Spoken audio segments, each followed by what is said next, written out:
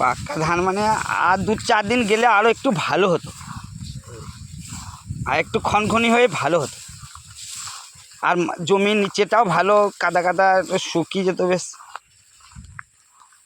এই দেখেন আপনার জমিটা বেশ, ধানটা বেশ আলুটি আলুটি আছে বুঝলে, পাথর পাথর হবে। এই জমিগুলো ধানগুলো চাল করবে ঘরে খাওয়ার জন্য, খুব ভালো হবে। কোয়ারি জমির ধান বেশি ভালো হয় জানো তো, বড় জমির থেকে।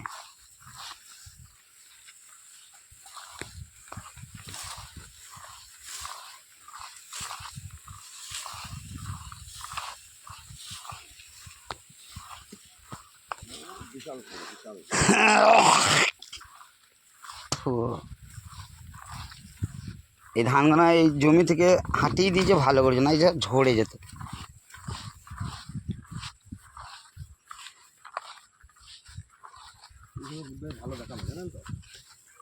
একদম তাই তা বলে হয়, এখন তো অনেক সহজ করে দিয়েছে রে খাপা। আমরা যেমন খেটেছি তোমার কি না,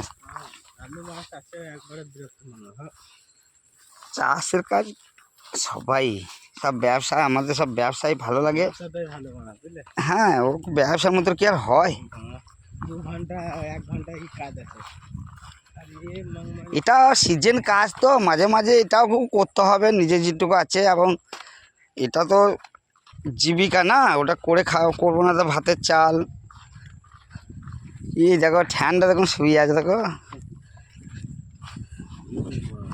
হ্যাঁ, এই জমিটার উপর ধান দেখো, এইদিকে সব ঠেলে বেরিয়ে চলে আসে। হ্যাঁ,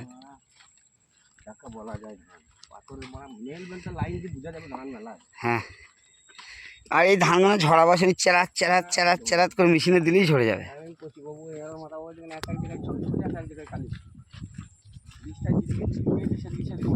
হ্যাঁ,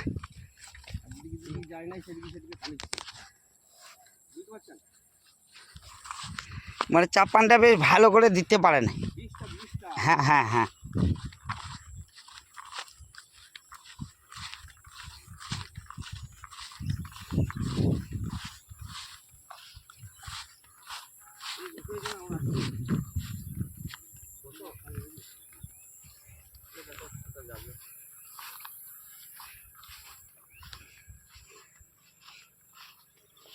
এরি চলো আবার এটা খুলে এটা